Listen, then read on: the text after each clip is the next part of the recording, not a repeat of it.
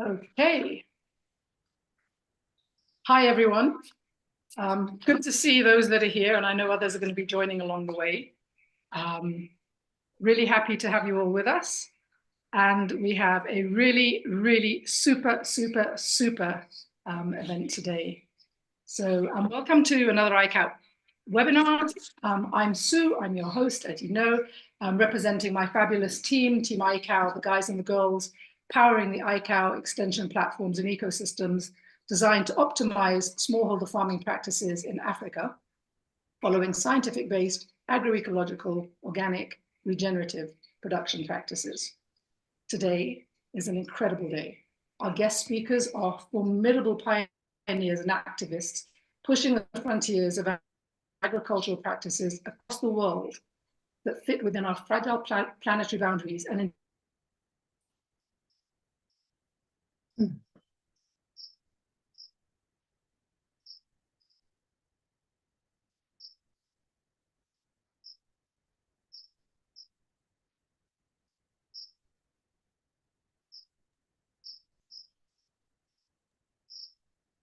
So, hi.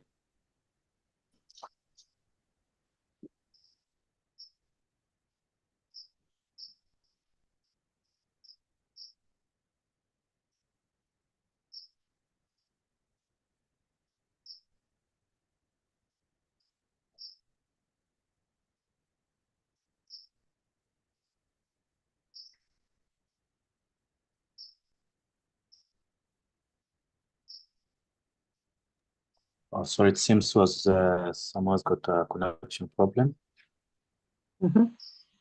Let's try to bring her back into the room.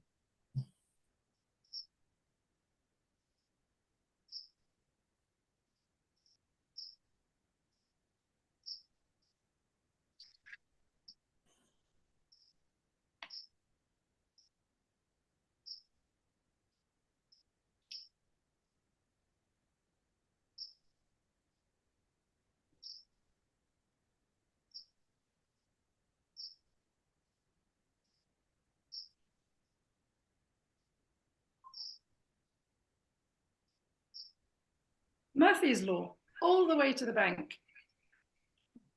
Power. I'm so sorry, everyone, but I'm back and I'm toggling off my phone and hopefully everything will be well. It's a very silly situation. I have a solar light behind me. Unfortunately, it's one of those that works on something, but I'll sort it out. So, where was I? Sorry about that.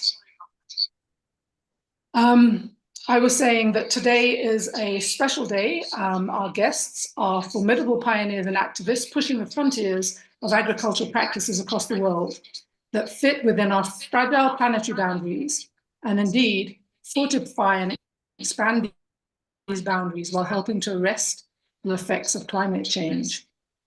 I stand in awe of these two giants who are a guiding light for millions of farmers. Sorry, I'm flapping my hands to keep this light on.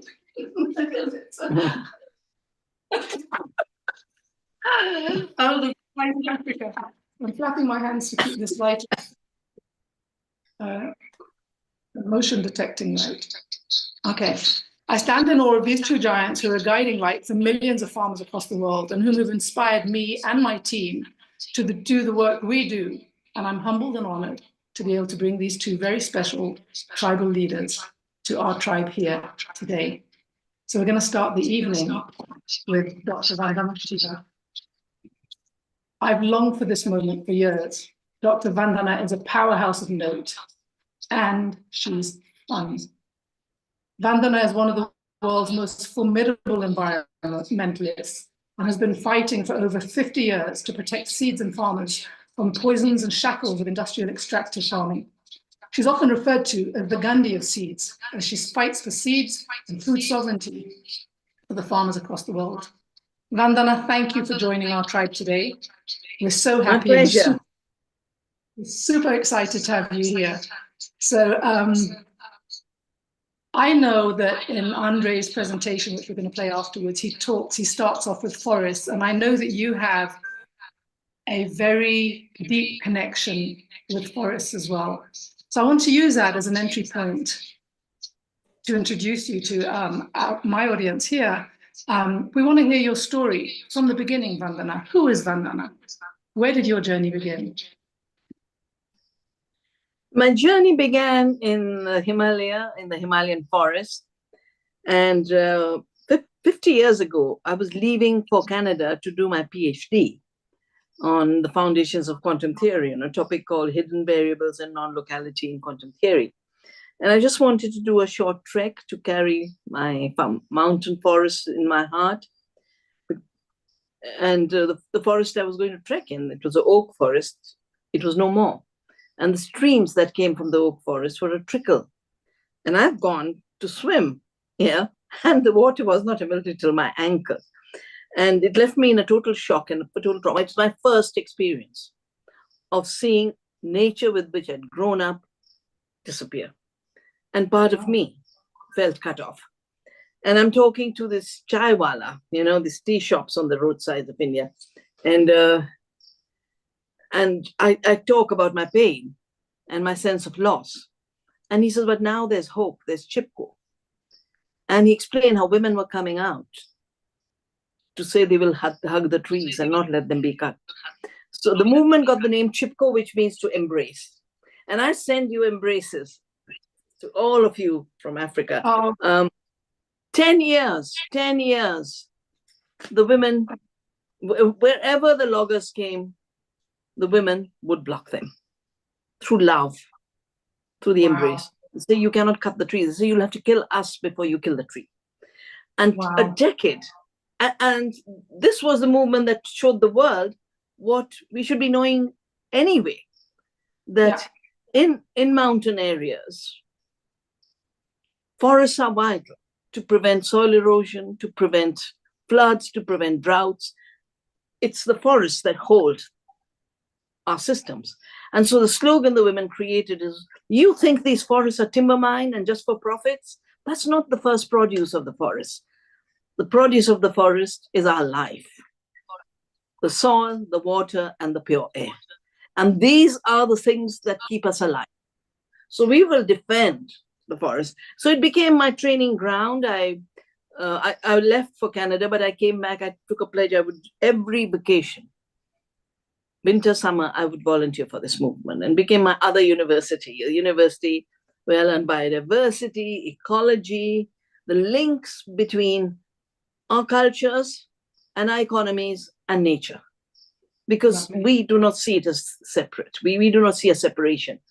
And I've increasingly come to realize that what we are living through, because of the way the Baconian, the Cartesian science has been imposed on the world in a mechanical view, it has brought with it an apartheid.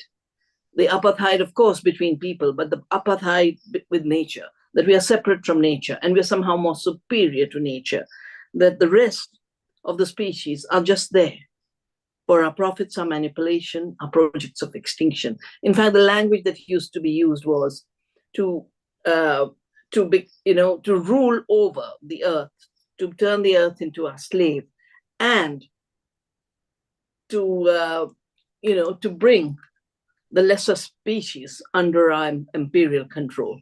So, both the social, cultural colonialism and the colonization of nature went together.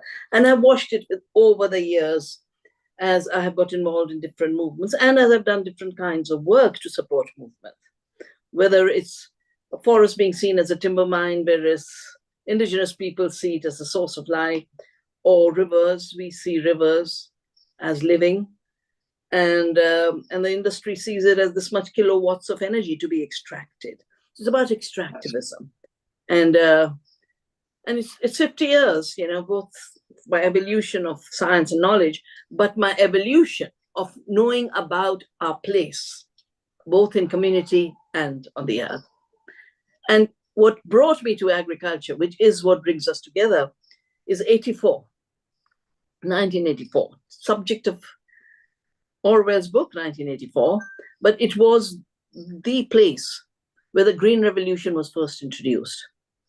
And within a decade, it had destroyed the soil, the water, it had destroyed the farmers, The farmers said, we are slaves. We can't choose the seeds we grow. We can't choose when our water will reach our fields. We can't decide where we will sell. We can't decide the price at which it will sell. And we can't decide the methods, because Green Revolution was the package of chemicals and seeds adapted to chemical. And sadly, Mr. Bill Gates has taken this as Agra, the Alliance for the Green Revolution in Africa, in spite of all the experience of how it destroyed the most fertile land of India and the farmers, the most hardworking farmers, who, the reason Green Revolution was taken there, they said, we've got to build on the best. And they found the best water, the best soil, the best farmers. And that's where I started. And I haven't stopped since then. Yeah. Both finding better ways to farm with nature, with biodiversity, as well as resisting an agriculture model that is not agriculture, because agriculture means the culture of the land. Indigenous people have practiced the culture of the land. This is not a culture of the land, it's a culture of war. Every agri-chemical on which industrial agriculture or the Green Revolution is based comes from a war mentality. It began in Hitler's labs. Fertilizers began as ammunition and bombs, with the Haber-Bosch process. Pesticides began as Xylon B, as poison gases. They're all based on fossil fuels. Their only purpose is to kill, beginning with human beings. But now they pretend it's about insects and pests, but it is still killing human beings. Yeah. And where you just mentioned the Green Revolution in India and what's going on with Agra in Africa, there are definitely a lot of common threads then across our continents. And, we're some years behind, but heading for a direction that we can already see. The future is what we have seen that's happened in India.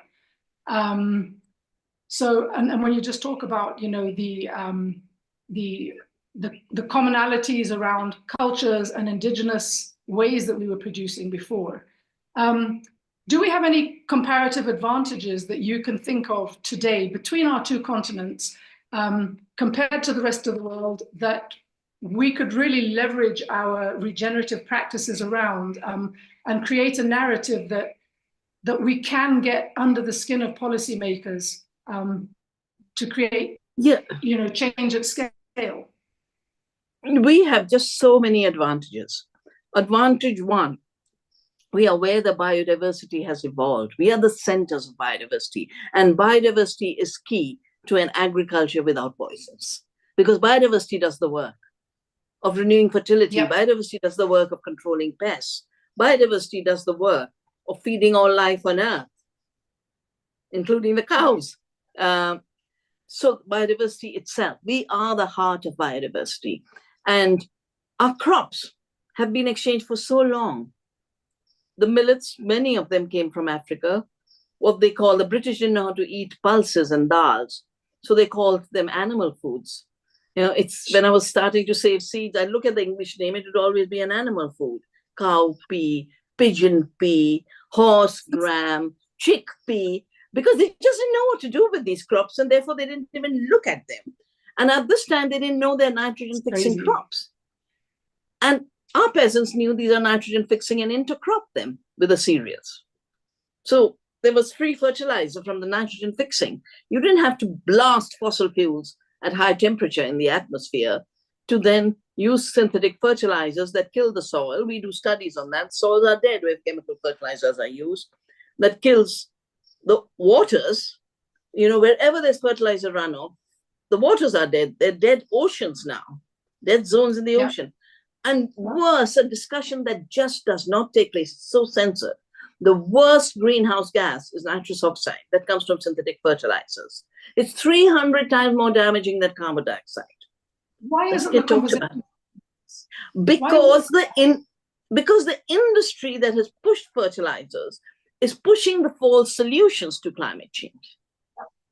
And in their false solution are more fertilizers, larger farms. So the second advantage we have besides biodiversity is we still are small farmers. And small farmers produce more, they regenerate more, they have the capacity to bring love into farming. And that love is where knowledge comes from. And we have to defend our small farmers.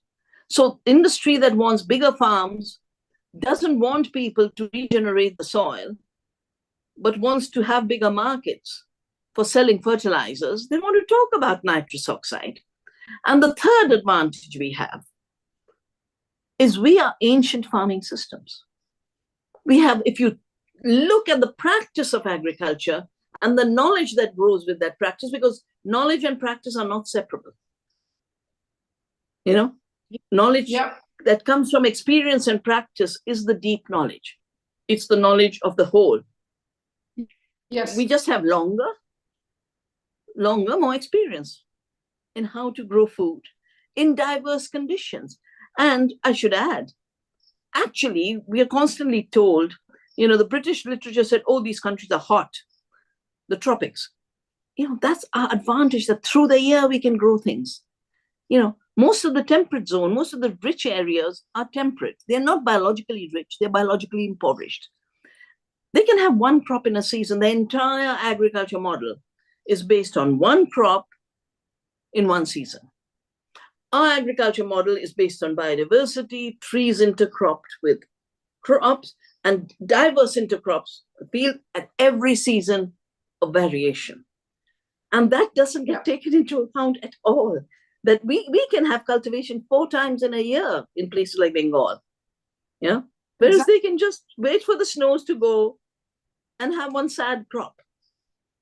And what's so crazy about that, Vandana, is when we're seeing this now from a soil microbiome perspective, we're seeing a kickback whenever those big seasonal changes happen. And that's another advantage that we have, is that our soils are continually available to be used and available for crops to grow through. Whereas if we had winters, very harsh winters, for example, snow cover, etc., where the microbiome is kicked back and then needs to recover. I think that I feel personally now, as I'm studying more and more soils, that that's something we're also overlooking, is how quickly our soils turn around, how quickly they can go from damage to recover. And that's for the microbiome in the soil. It's for the microbiome in our gut. So much research has been done that 1 week of switching away from chemicals to organic can get rid of all the pesticide residues in your gut. That's how life heals quickly. But the problem is the industrial model of farming is based on the mechanical idea that nature is dead. There are no living organisms. Descartes called them the beast machines. And they're just machines. If you torture them, it's a machine creaking. It's not the pain of a living organism. And the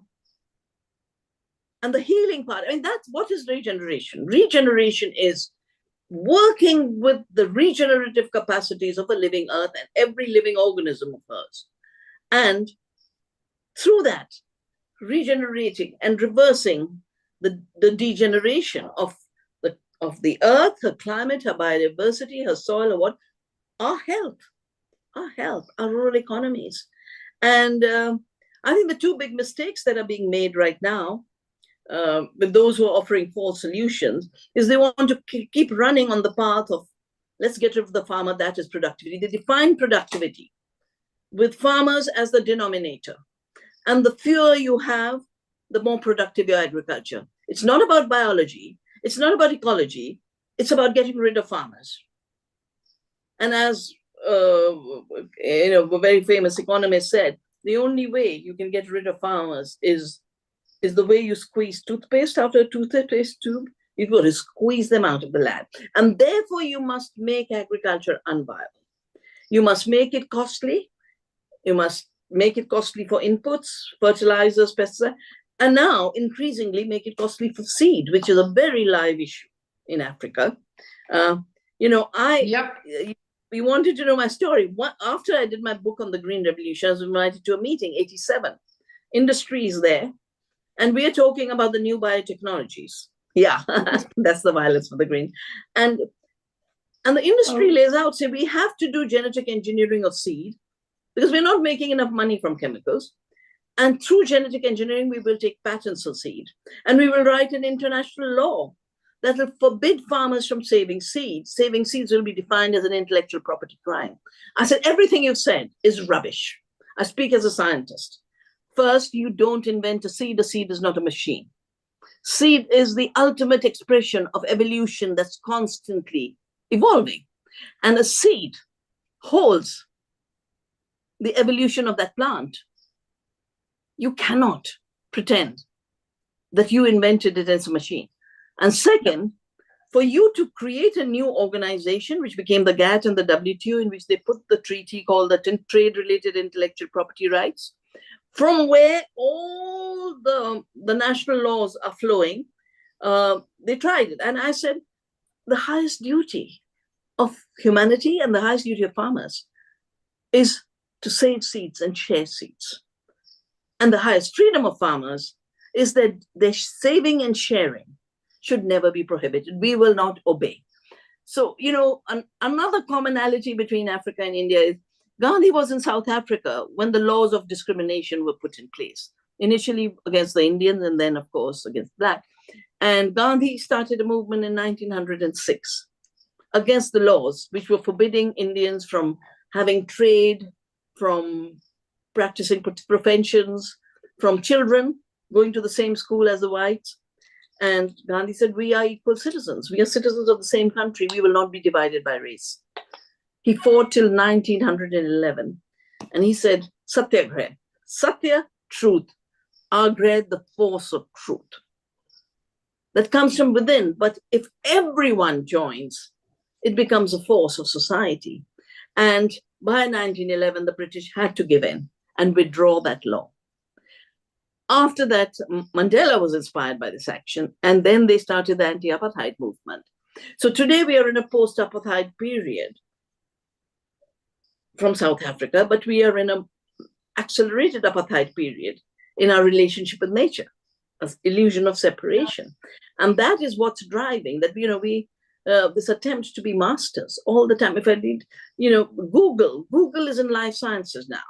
And the only reason we have anemia is because we are not growing and eating the iron-rich foods that were part of our diet, everything green. You know, just talk to the women. I've done it in Nairobi. I've done a very, very, you know, we won the case against the patenting of neem. And then we were at the Convention on Biological Diversity, and we asked the African women to do a meal of only wild plants. They had about 80 dishes, you know. Wilderness is food, the forest has food, biodiversity is food, but we've been reduced to... What? Carry on. You know, we used to eat 10,000 species of plants. Now we grow and eat 10 that are globally traded and can be turned into anything. The corn can become high fructose corn syrup.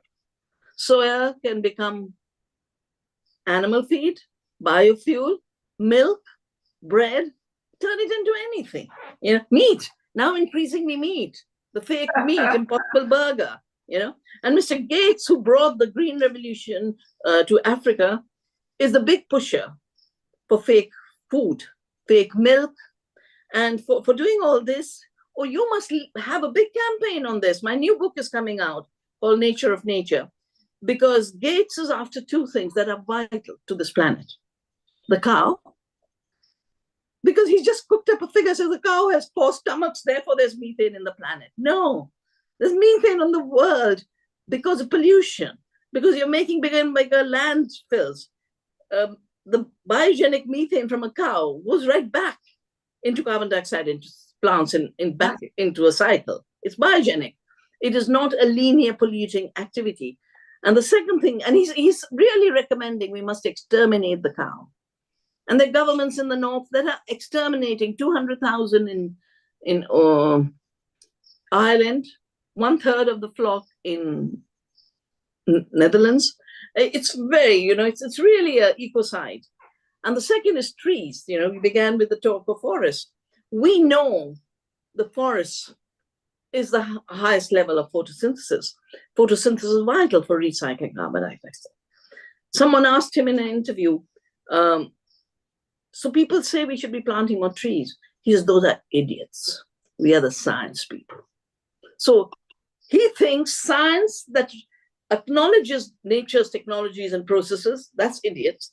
And putting up these horrible big carbon absorption machines to make more money, That's science. That's not science. That's nonsense.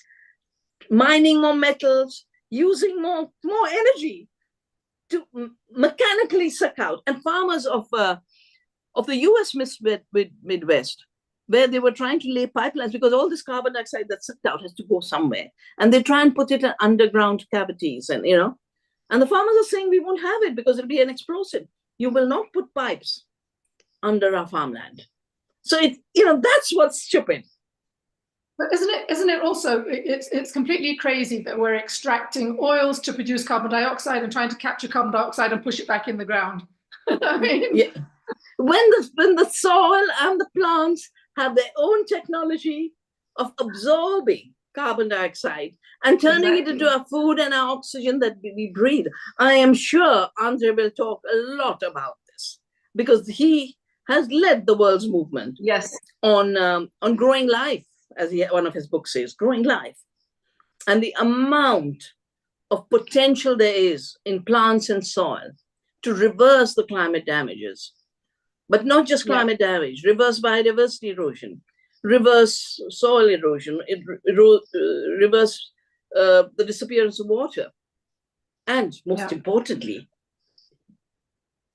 give us health. Because now it's clear the microbiome of the soil, the healthier it is, the richer is our gut microbiome. Then the plants have just more phytochemicals. And our gut microbiome is so sophisticated that each element needs a different diet. They cannot be fooled with soybean in different forms. And they cannot be fooled with synthetic molecules. It cannot be fooled with fake food. Because nature works through the real food cycle, the real food flow. That's the nutrition cycle. From the soil to the plants to the animals, including us, and then back again. And it's timeless. So you'll have a lot more from Andre on this relationship between the climate crisis and organic farming. How we can solve it. And I have a book called Soil.oil where I first mentioned that industrial agriculture is responsible for 50% of all greenhouse gas emissions. Actually, industrial food systems, including the processing. And here's, organic that will keep small farmers alive, will give good health to society, won't drain our local and national economies for toxic chemicals and toxic seeds. So, I mean, it is our time. It is the time for small farmers, for women farmers, for biodiversity, for knowledge that has come over millennia and not be subjugated by the anti-science and the nonsensical science that comes with money for making money. That's not science. Science is to know, to know, to be ignorant and to push your agenda just because you have money and you want more money. People ask me, why don't they understand enough is enough? Haven't they made enough? I said, no, a cancer cell doesn't know when to stop growing. It has to keep growing. It's in its logic. And they are the cancer cells of this planet. Yeah. So tell us about Navdanya and the movement that you created and the organization of Navdanya and the seeds. I read somewhere that you have saved, was it thousands of species of wheat seed? Huge numbers of diversity. We've saved more than 4,000 varieties of rice, because rice emerged from India. The indica varieties, we are the Vavilov Center. But even wheat, we're growing, we just harvested 250 kinds of wheat on our farm. Our ancient wheats do not contribute to gluten allergy. So Monsanto had patented our old wheat, and I fought them on the piracy. They said every third American and European has gluten allergies. So if we own and patent these old wheats, what a big market we have. I said, no, that's theft. That's piracy. We will not let you patent. And they had to drop that patent, I fought 3 cases. Neem, which is a wonderful tree, which controls pests. And I started this campaign after the Bhopal disaster. Basmati, my valley, the very famous aromatic rice. A Texas company claimed to have invented it before that. And the wheat. So why do I save seeds? Because this industry said we will now own the seed through patents. I said, no, you cannot totally undo our understanding of the living world and our relationships, because food begins as seed. So all agriculture that is an agriculture of care begins with the care of the seed. And I often say GMOs, which they're trying to push because they are linked to patents, not because they produce more. BT cotton has failed in India, and BT cotton, even Monsanto has admitted it's failed to control pests. They created super pests. They did not control the bollworm. But I always talk back to them and say, you pretend that you are creating life, but all you're doing with a GMO is saying, God, move over. We will take the place of being the creator. Everyone will give us rents. Everyone will turn to us. In fact, when I was doing a case in the Supreme Court of India, the judge said, are you saying these companies want to control our bread? And I said, there's a daily prayer. Give us this day our daily bread. They want that prayer to be to them. And the minute we accept that, we've lost our lives and we've lost our freedom. So Navdanya means 9 seeds. And it also means the new gift. The new gift is the gift of the commons. But seed is not an intellectual property of a Monsanto or a Bayer. Seed is the gift of the commons of life. The bees work together, the soil organisms work together. Everyone works together to turn the seed into the food we eat. Yeah. And the reason it's called Navdanya, I must tell you, because related to indigenous knowledge. I just took a pledge I would save seeds. I would not let Monsanto's monopoly be established as inevitable. And I was doing seed collections all over the country, in remote places where the seeds were still there. And I'd gone in South India to a place where we used to have a bandit who was so scary that no one went to his grave. I said, that's where the seeds will be. So I went there. And I found this field and I counted the crops, 9 crops. And this tribal farmer was standing there, and I said, wow, you're growing 9 crops. And he looked at me like, you stupid woman, don't you know the significance? And of course I did. And he then explains 9 planets, because in India, in our cosmology, we have 9 planets. The 2 shadow planets, Rahu and Ketu. So 9 planets, the 9 crops in my field, and the diversity of food I need for my family is one continuum of harmony and balance. It is my duty to maintain that balance. I said, we're going to call it Navdanya, not just seed saving. That's how Navdanya got its name, from a tribal peasant. Beautiful story. Beautiful. Wow. Very, very cool. So I have a question for you.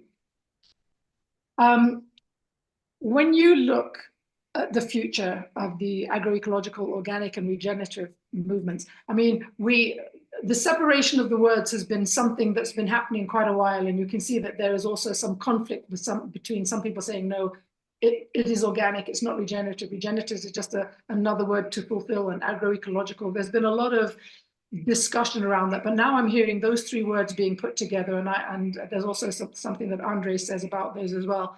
But what are your views on that, and also your vision for Africa, and the kind of narrative that Africa should have around this? I don't want to call it, around the joining of these different kind of practices. Yeah. Because the bigger the movement is, right? Yeah. So, the schools of ecological farming were all named by different people who've had different. So Steiner, built up the principles of the biodynamic. Organic is actually the name for traditional agriculture, because Albert Howard was sent to India to improve Indian agriculture. 1905. Don't forget, 1906, Gandhi does the Satyagraha in South Africa. So 1905, and he's sent to improve Indian farming. And he finds the soils are fertile, and he finds lots of insects and no pests. And he said, how can I teach them? I will learn from them. And he said, I will make the pest and the peasant my professor. And then he wrote the book, the Agricultural Testament, which is the basis of the organic farming movement. The organic movement is organized. It has built a science, it has built standards, it has built markets. And obviously the industry is threatened by this. So they started to attack organic in a very, very standard, systematic way. And that's when Andre, me, Ronnie Cummins, Hans Herren, we all got together and said, we must not change the name of organic, but add a qualifier. So we started calling it regenerative organic. And we started the regeneration movement. Andre will talk more about this in his talk. I don't think we should be wasting time arguing with each other. I think we should celebrate different names and common practices and common principles. You go to the roots of any of these systems, they have the same principle.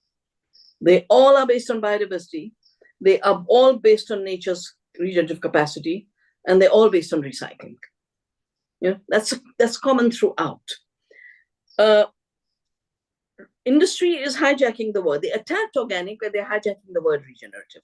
I just did a foreword to a book on the fake regenerative that the industry is proposing. And in that foreword, I said, anything that proposes chemicals, fertilizers, pesticides, is not regenerative because it is working against the laws of nature that allow the regeneration of soil fertility, that allow the regeneration of balance between insect diversity to control pests. So for a while, we'll have to deal with this attempt at hijack. What's the future for Africa? I would suggest to Africa, find every name you can in your traditional language, and you'll have hundreds of thousands of names that tell you what good farming is, and make those flourish. Diversity of language is as powerful as diversity of cultures and diversity of plants. So bring back those names, and with it will come all the knowledge. And we can't, the grandmothers of today are the last reservoir of this knowledge. So we must learn from them, and transmit it to new generation. And that's why I started the community biodiversity registers, where the old grandmothers could say, this plant does this seed does this. And the children who didn't know the plants, but knew how to read and write, could read and write for their grandmothers. And these community biodiversity registers became the basis of regenerating our knowledge, regenerating our biodiversity, and resisting biopiracy. Future for Africa is defend agriculture as your culture. Treat all the invasions, whether it be the criminalization of seed saving, the imposition of chemical farming by the Green Revolution, the imposition of GMOs everywhere by changing laws. I did a tour of Africa. Every country were resisting GMOs. Right now, every country is being pushed to accept GMOs. Turn to the world and see how it has failed. Don't believe what the industry says. Believe in your research. And most importantly, we are made to think that food is only about farmers. But we all eat, and not just human beings. Every species eats, the birds eat, the earthworms eat. We got to put food back into the center, real food, and prepare to deal with fake food as the new racism against nature. That's so powerful. Basically, it's in denial. It's denial that nature is a food system, that traditional societies have had sophisticated food systems. I remember when I went to Gambia, first time I saw the baobab tree. Food, pure food, and water, such miracles nature has given us. We cannot afford to let them disappear. We can't afford to let our indigenous knowledge disappear. And we definitely cannot allow a gang of 4 in the poison cartel who control chemicals, the seed. Now they want to control digital agriculture. We can't allow a group of 4 with a history of Hitler's concentration camps to decide the future of agriculture. Every one of our communities must decide the future of agriculture. And by the end of it, if 100 communities talk, from their roots, it'll be the same vision. That I can tell you.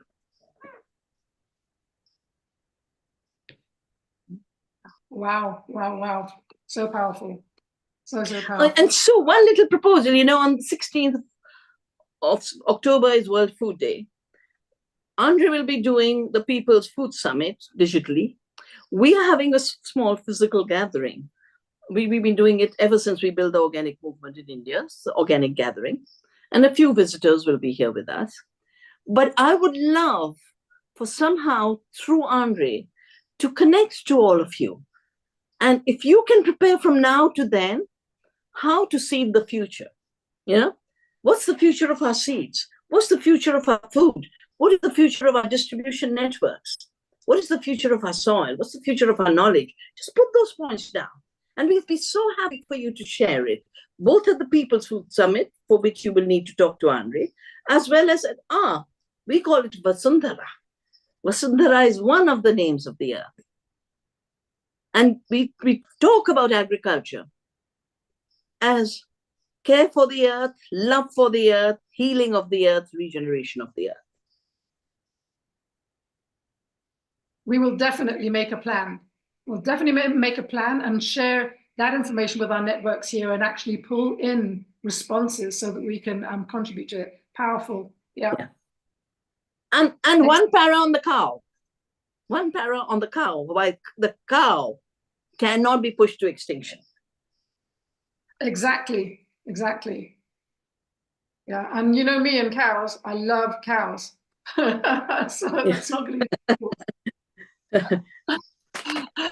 Vandana, you've been absolutely amazing. Whenever you speak, you move us. You move mountains. You get us believing again in the right things, because it's so easy to become complacent in what's happening around us. One of the big takeaways that I've got from what you were just saying now that really is going to make me sit down with a cup of tea and think deeply is that nature is a food system, and that when we think of food, we're being selfish and we only think of us.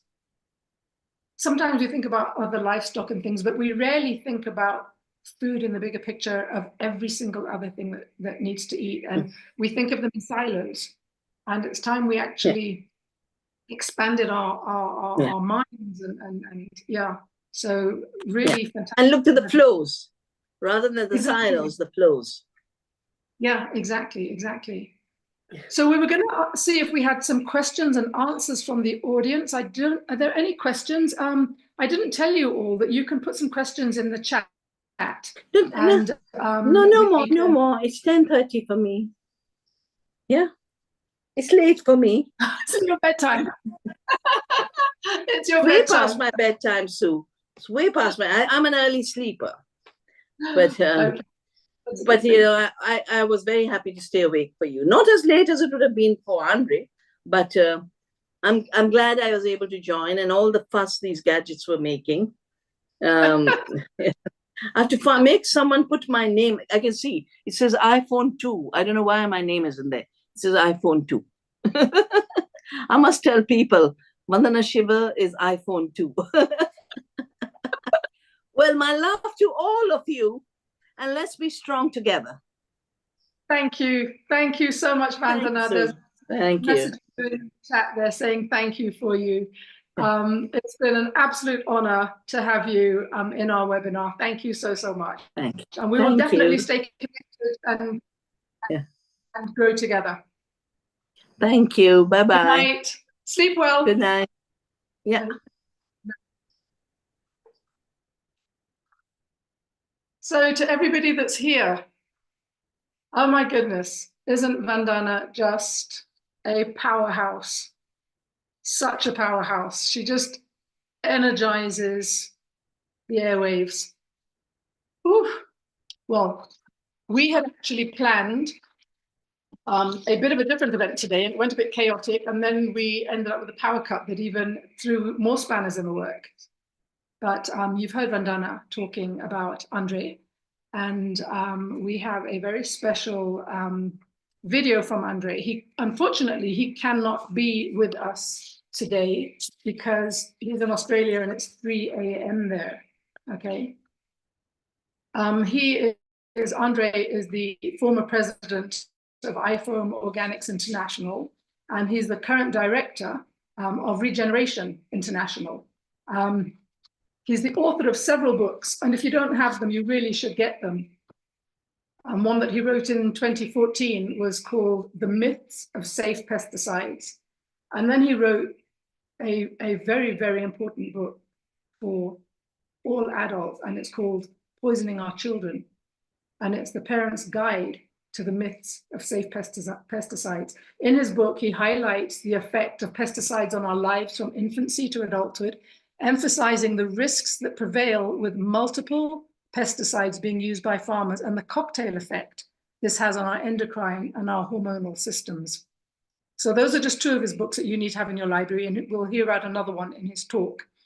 So I'm now going to go to share his presentation, and then after that, if you have any questions, do put them in the chat. I will get them forwarded to both Vandana and Andre, but let's go to Andre's presentation.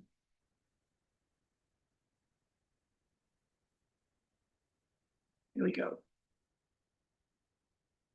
Hi, I'm Andre Lloyd, and I am the International Director of Regeneration International.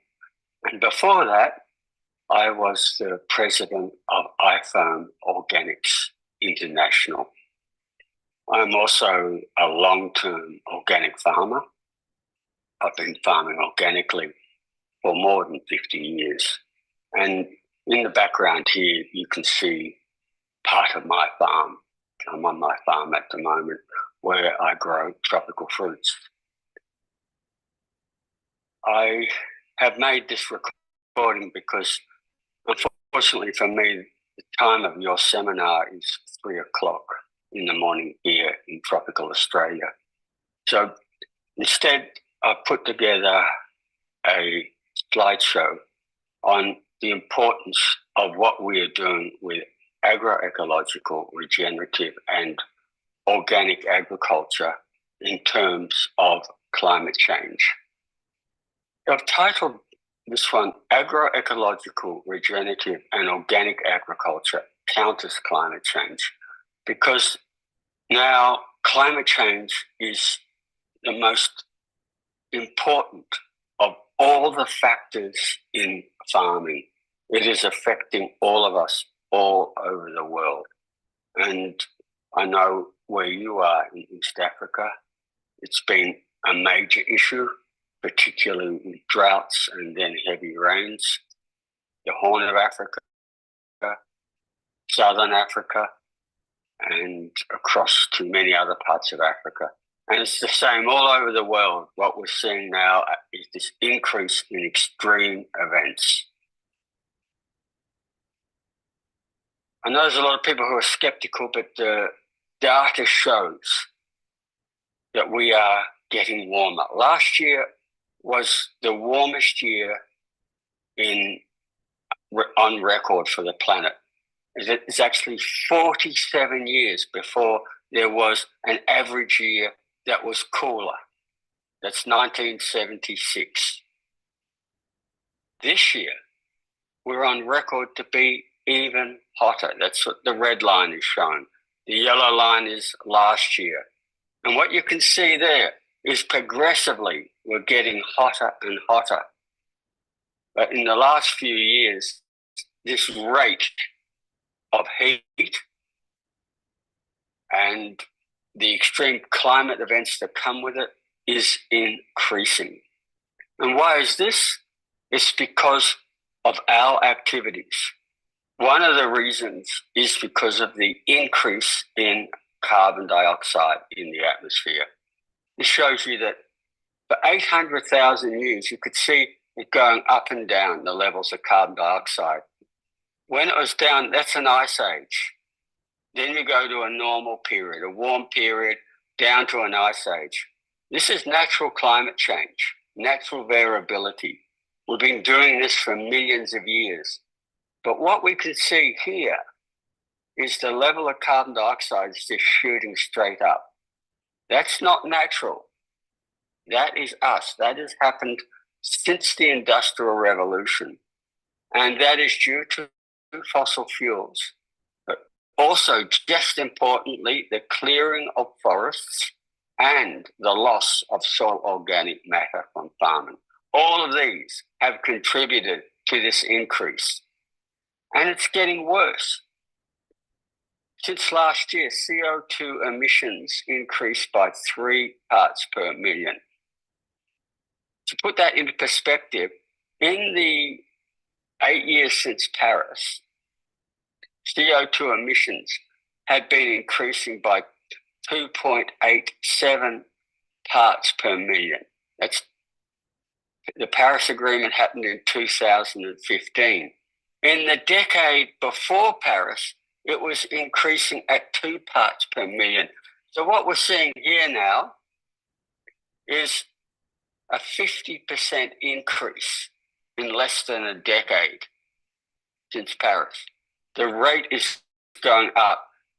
All the solutions that governments are talking about are not working. We, are continuing to make this worse. We have a lot of people trying to say that carbon dioxide is not the cause of climate change. It's natural. It's always done that. And you get some scientists who say there's no evidence that carbon dioxide is heating the planet. Well, we have very good evidence. We have 50 years of satellite data from multiple satellites, NASA, the Japanese Space Agency, the European Space Agencies, and they have precisely measured this trapped heat energy. Infrared energy, we can't see it. We feel it. When we go out in the sun and we feel the heat, what we are feeling is infrared. And what they've done is when they've measured it and they've worked out how much is being trapped, it's 2,091 trillion watts of extra energy has been added to the Earth's atmosphere since 1750. This is the start of the Industrial Revolution. And it amounts to billions of atomic bombs of energy. And I want to use this metaphor to explain all this heat is violently fueling our weather. It fuels all our energy systems. So what it means is droughts are stronger, storms are stronger, floods are stronger because there is more energy. Fires are stronger. And as I want to say, this carbon dioxide has come from fossil fuels, clearing of forests, and from farming since the Industrial Revolution. That's what we've done. We've cleared much of the world's forests. We've lost most of the soil organic matter due to industrial agriculture, not just fossil fuels. And to give you an idea about it, this is a graph from 2003 to this year. And what it's looking at is this extra trapped energy, and it's measured it in Hiroshimas per second. The amount of atomic bombs per second worth of energy going into our weather system. Look at this and understand what is happening and why we have to turn it around. It's not just, yes, it's going to get 1 or 2 degrees warmer on average. It is the extreme weather events, the violent events, and they will continue to get worse while we keep on putting more and more of this energy into the weather system. Consequently, all the research shows that climate-related disasters have surged 5-fold in 50 years, and this rate is now increasing. In the next decade or so, it's going to be even worse again. We have to turn this around. And the way we do this, we have to take the carbon dioxide out of the atmosphere. Just ending fossil fuels and adopting renewable energy will not stop catastrophic climate change. That is because carbon dioxide lasts over 1,000 years in the atmosphere. If we just stop fossil fuels tomorrow, which won't happen, we're actually using more fossil fuels than ever. And if we scaled up renewable energy, just say some miracle that we stop fossil fuels and everything was renewable energy, we will still go into climate change because all that carbon dioxide in the atmosphere will continue to trap all that energy. It has to be removed. And governments aren't doing that. And we actually need to remove 28 gigatons. A gigaton is 1 billion tons of carbon dioxide every year just to stabilize it, to stop it. I'm just going to stop for a second. There's somebody who's scribbling on the screen, John Nganga. Hesbon, can you please stop that happening? John, please, you might not know that you're doing it, but it's actually coming out on the screen. Thank you. Sorry, everybody. I'm continuing now. Going up. We actually have to increase it, bring it down. And the best way to do that, plants. Plants remove carbon dioxide from the atmosphere through photosynthesis. So, you know, what is really important also is just removing the carbon dioxide alone is not enough to stop climate change, because the fact is most of the heat has gone into the sea. These are sea temperatures. And sea temperatures, as they warm up, they affect our weather. They're the major driver of climate. And it's getting hotter. This is last year. This is this year. You can see, like air temperature, sea temperatures are increasing. But the difference is that heat will take centuries, hundreds of years for it to go out of the atmosphere, to go out of the ocean. So it will still fuel our weather. So what we need to do is look at not just removing carbon dioxide, but how do we cool the planet? And one of the reasons we're heating the planet is not just carbon dioxide, it is the clearing of forests. The clearing of forests and ecosystems is heating and drying the climate. And this extra heat and energy also causes increases in extreme weather events such as droughts, fires, storms, and floods. We have to end deforestation, and really importantly, we need to regenerate forests and ecosystems to cool the climate. Now, this will give you an example. Most of the deforestation in the world now is occurring in the tropical regions. So, particularly in Central Africa, the Congo, Zaire, major areas of forests are being cleared, also in Southeast Asia and in the Amazon, with massive clearing of tropical forests. And what this shows here, this is Sumatra. And there's a difference of 10 degrees, 18 degrees Fahrenheit between the cleared area and the forested area. Here in the Amazon, it's 3 degrees difference. Just remember what we've done is just recently gone 1.5 degrees warmer. We weren't supposed to do that for another 50 years, but we've broken that. 3 degrees is double that. By regenerating these forests, we can bring down the temperature of the planet. We need to stop clearing them and we need to regenerate them. Because forests remove carbon dioxide, they also remove carbon dioxide, it's very important. They absorb the heat and energy through photosynthesis. They shade the ground and they cool the planet through the transpiration of water vapor. So a single tree can transpire hundreds of liters of water a day. And every 100 liters, I've put it in gallons there for people who are familiar with gallons, has a cooling effect equivalent to 2 domestic air conditioners daily. Just think of that. Every tree that we grow is better than 2 air conditioners at cooling our environment. Deforestation results in the land absorbing sunlight that heats the climate.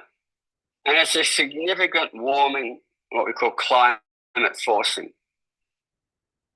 Regenerating forests will cool the planet. And I want to show you this. This is an example of how much we can cool it. This is the United States. And this part of the United States got cleared on colonization when they first went there and, started growing there in the 1700s. In the 1800s, agriculture started to move to the Midwest. They opened this up. As a result, last century, around 1900 up to now, the trees have been growing back here and it's been regenerating. Consequently, while on average the world is 1.5 degrees warmer now, these parts of the United States are 1.5 degrees warmer. This is 1.5 degrees cooler than it was 100 years ago. That shows the power of regenerating our forests and our ecosystems. That is the key for us to cool the climate. So let's talk about how we do it. Well, the way the governments talk about it is they're spending billions and billions of dollars on giving it to corporations for carbon dioxide removal, and they're building these big carbon dioxide removal plants. This is the large-scale one that just opened this year in Iceland. They call it Orca.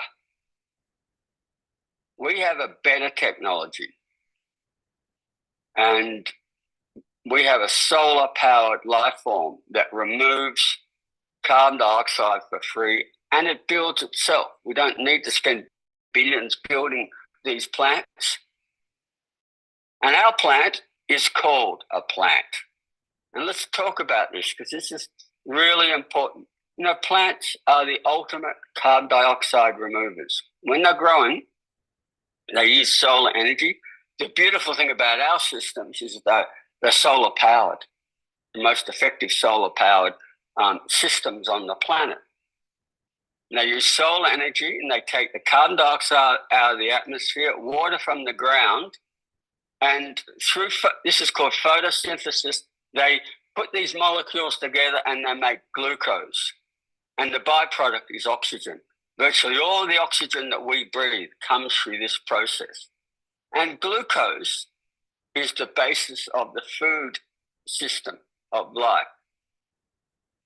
Pretty well every living organism, that includes us, we have in our cells, we have these mitochondria, and they actually burn glucose for us to get energy.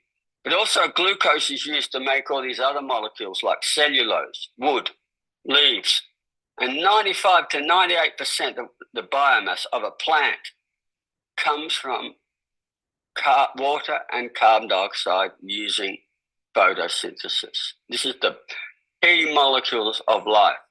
They also make all the other sugars that we eat.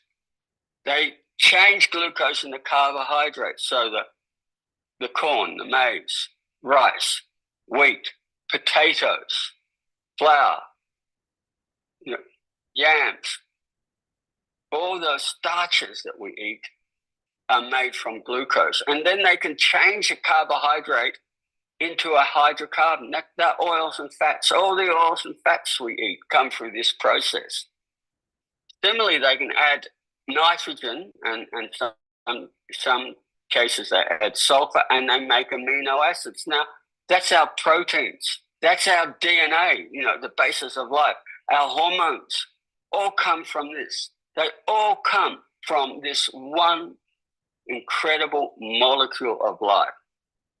They put these sugars together, particularly the glucose, in long chains, and they make cellulose, which is wood. All comes from glucose. So it's 95% of what you see in a plant, carbon dioxide, water with solar energy. The really incredible thing about this is when the plants use all this water and carbon dioxide to make their body, they use 70% of it to grow themselves. They put 30% of it in the soil to feed the soil microbiome. This is the area with the greatest biology on the planet. We call it the rhizosphere. It's the area around roots. And the rhizosphere, why it has the most biodiversity, you can see here the exudates here. These are these molecules of life. It's glucose and all the other compounds made from glucose. And the plants put that out to feed all these beneficial fungi and bacteria and cyanobacteria and all these other incredible organisms. And this is an example of it. You see here these threads. These are the hyphae of beneficial fungi. And they put stars in just to show other organisms. And what they're doing is they're building soil. See that? When you look at a good soil, it has that sort of structure. We call that a ped. That's that crumb structure. They are building soils. Soils are built by roots and microorganisms, and that system is fed by all the compounds made from glucose. And this also releases all the nutrients to the plants, makes them available. So this is an example here to explain this process in nature. A little pine tree, and it's photosynthesizing, making glucose, and it goes down and puts, like I said, 30% of what it does, it puts out from its roots. Now, this is a beneficial fungi, the white one here. And you can see where the fungi joins the roots. And what's happening here is this plant is feeding this fungi glucose. The fungi can't make glucose because it doesn't photosynthesize. It's in the dark. So it has to get it secondhand. So in this case, it's getting it from the plant. Now, it's not a parasite. It doesn't want to kill basically bite the hand that feeds it. It doesn't want to kill its host plant, because if it kills its host plant, it doesn't get any more glucose. It wants its host plant to grow. So what it does, it extends the roots of the host plants. This is what, in effect, it does. This is the fungi, the hyphae or mycelium, as we call it, and it's going deep down into the soil, and it's bringing up water. It's bringing up all these nutrients to feed its host plants, and it knows the more nutrients it gives its host plant, the more the host plant grows, the more glucose, because it's giving 30% of its glucose to the fungi, the more it grows, and the deeper it goes into the soil. And the host plant knows the more the fungi grows and deeper it goes in the soil, the more minerals and water it gets to feed. They're looking after each other. We call this mutualism, where it's mutually beneficial. And we also call it synergy. Instead of 1 and 1 equaling 2, 1 and 1 equals 3, 4, 5. 1 and 1 in this case will equal thousands in terms of benefit. And this is the real way nature works. It's not about the competition of the fittest. That's rubbish. There is some competition. But if that was true, if you looked at an ecosystem and you've got this competition of the fittest survive, in the end, you'd only ever have one species in that ecosystem because that's the fittest. It's outcompeted the others. But when we look at ecosystems, over time, we get more and more and more species. They get more and more diverse. Why? Because they're looking after each other. They're feeding each other. They're working together. That's how a good ecosystem works. And that's how our farms must work. So let's look about how we apply this knowledge now into our farming systems. And one of the really important things to remember is this. Remember I said 95% of this is made of glucose. Comes from carbon dioxide, the main greenhouse gas, and water and sunlight. 95%. So what is happening here is that the photosynthesis in the leaves feeds the roots. Why I've put the concept of managing the 95% here is because industrial agriculture is based on the 5%. They say, oh, you need to use all these chemical artificial fertilizers to feed the plant. It's all about the 5%. Well, only 5% of this plant's body comes from the soil. That 5% is important. Don't get me wrong. It is very, very important. We need to get it right. But they forget about the 95%. So what happens if you cut the leaves? Have a look. Each time you cut it down, they're making less glucose in the molecules of life. They have less of this to feed their roots. So to balance themselves, they shed roots. The more we cut the leaves, the less photosynthesis, the less stuff to feed roots, the more they shed roots. Cut it very fine, it shed most of its roots. This is very important. Plants feed from their leaves to feed their roots. That's the 95%.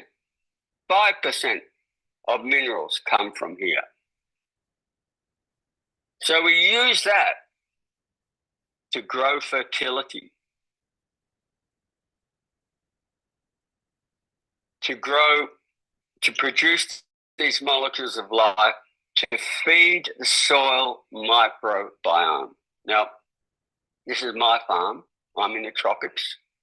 This is what my farm actually looks like at the moment. I'm currently out slashing this down. This is what I call a cover crop. It's not weeds. And by the way, just for interest, these grasses are all African species. Most of these legumes are African. We've introduced them to Australia because they're really good cover crops. Here it's 3 meters tall. It's taller than me on my tractor. That's an enormous amount of organic matter I grow. And that feeds the soil. They are not weeds. It's about how we manage it. This is my place in the dry season. After I've cut down the cover crop, this is what I'm actually doing at the moment because we will, the wet season's ending and I cut it down. Now, what has happened is that all those compounds that have been put out by the roots, put all those molecules of life into the soil, fed the soil microbiome and made this topsoil. When I took over the farm, this is what I had. Less than 1% organic matter. This soil was so hard, I had to plant with a crowbar. Now I've got an average of 6% soil organic matter, and it's rich in minerals. Have a look here. I've increased the fertility. Nitrogen up from 46 to 123. Calcium has gone right up. Magnesium. All my nutrients are up because the biology has brought this up. And I showed you the way the fungi goes deep down, gets all these minerals, brings them up. What I want to show you here is the deep-rooted legumes. Part of the reason I just want to talk about this, by letting, the taller we let this grow, the more molecules of life we do, but the deeper the roots get. So, this is the example here. You let it grow tall and the roots go deep. Just think about all that going deep, and it opens up the soil. When I cut the roots, I cut the leaves, it sheds all these roots.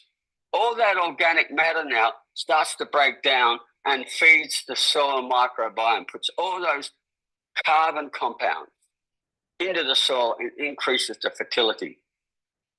Look at this. Whenever you look at a plant, whatever we say, as above, so below. You look at this, it's 3 meters high. The roots go 3 meters deep. So I'm building topsoil.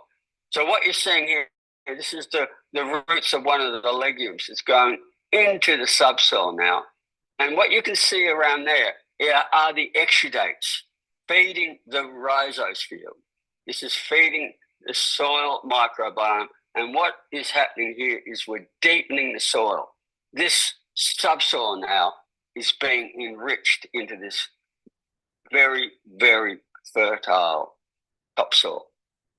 And this has been done not by bringing on lots and lots of chemicals. It's been done by using the biology, by growing cover crops. In the beginning, I brought in a few of these nutrients to kickstart the system, but now I don't need any. The system creates the fertility. I'm a commercial farmer. I produce tons of fruit, tons and tons of fruit every year. And I'm taking that off the farm. But I'm not exporting nutrients. I am increasing fertility. This is another very good system for increasing soil organic matter by Dr. David Johnson and his wife, Sue Johnson. New Mexico State University. And this is a composting system where you don't have to turn it. They call it a bioreactor. I want to show you this because you can do it at any scale. So all you need is a little bit of weld mesh, a little bit of shade cloth or variations of it. You build it out of bamboo if you wanted to. Weave it. There's lots of ways you can do this. And this compost is probably the highest number of microorganisms of any compost I've seen. In his field trials, he sequestered 37.7 metric tons of carbon dioxide per hectare per year. Now, if we were to extrapolate that across agricultural lands, that's 184 gigatons. Remember, our goal is to get better than 28. That is so many more times what we need to do. And this can be done on any size farm. Really importantly, this one, just like the one I showed you before, we get higher yield. So this is growing cotton. This is the conventional one, using 150 pounds of nitrogen per acre in the US. After 1.5 years of using bean, building up the soil microbes, the soil microbiome to make all the nutrients available, look at the size, 3 times the size, the amount of cotton balls, and this costs nothing. Farmers usually borrow money to do this. There's a lot of money per acre. This costs, it's just an opportunity cost to make it. This one, I think, is one of the most important because they're growing on just under a hectare. Listen, around just a bit more than 2 acres. And they're growing vegetables once again in a no-till system. They're growing it in compost and mulch. They're not tilling. They increased their soil organic matter from 2.4% they started with to about 7.8%. I extrapolated that out, and what that means, if we extrapolate it against arable and permanent croplands, we could sequester 179 gigatons. That's more than 5 times what we need to do. Where this is important, I just want to say is that this system here, they employ 8 people now, and they earn around $400,000 US on no less than a hectare. To show that, people say small farmers can't be viable. You can be very viable and very profitable if you get the system right.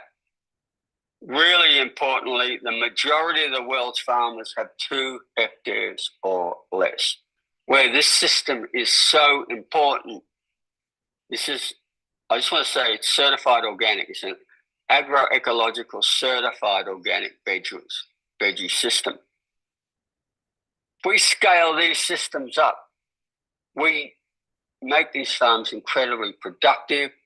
We get very good income. We take families out of poverty, and we reverse climate change. This is a model that we need to expand and adapt to all our countries. It would work so well in East Africa.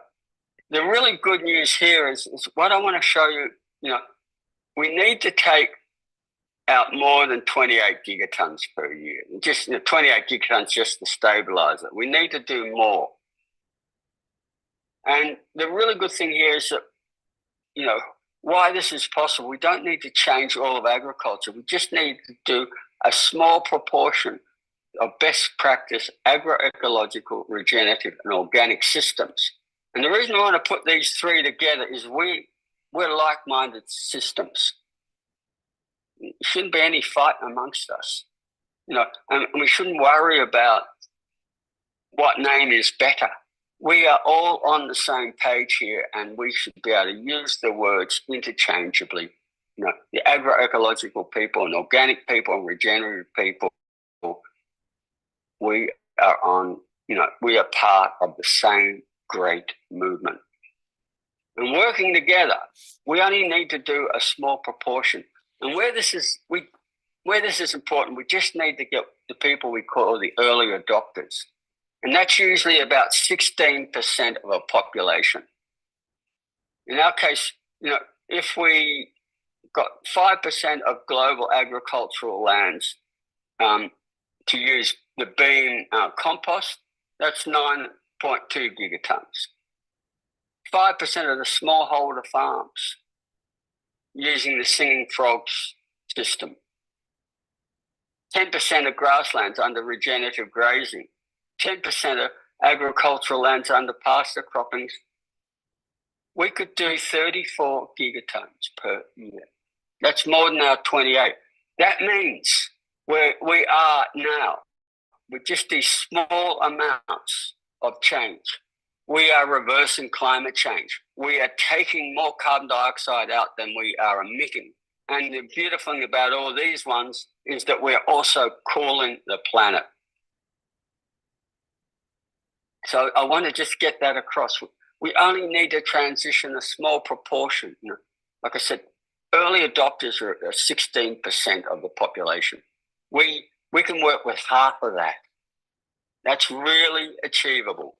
And we can sequester enough carbon dioxide to reverse climate change and restore the global climate, have negative emissions and bring the world back to pre-industrial revolutions in a few decades, and really importantly, produce higher yields of healthy food with no toxic chemicals. And the beautiful thing about this, it's shovel ready. Everything I showed you exists, built by farmers. They're out there being done now. We don't need to waste billions on research and, all these big industrial factories and to draw down carbon dioxide. Just with a small amount of resources, we can scale it up because all we need is education and training. That's low cost. We can do this. And lastly, I just want to end on this. This is a book that is coming out next month that I wrote with my friend, the late Ronnie Cummings, and Vandana has kindly written a foreword on it. Also, Alan Savory has written a nice comment as well. And this explains all of this in detail. So I just want to say thank you very much. And I just want to wish you the best. Hope you have a good seminar, and I hope you've gained something from this, and most importantly, look about how you can start applying it in Kenya. So thank you.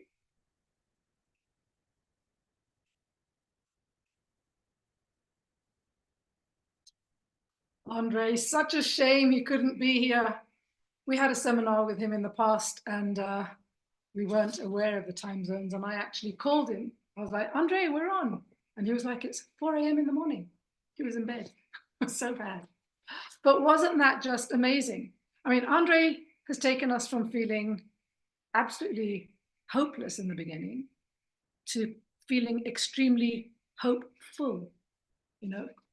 He made me realize that it's you and I that are the hope for the future.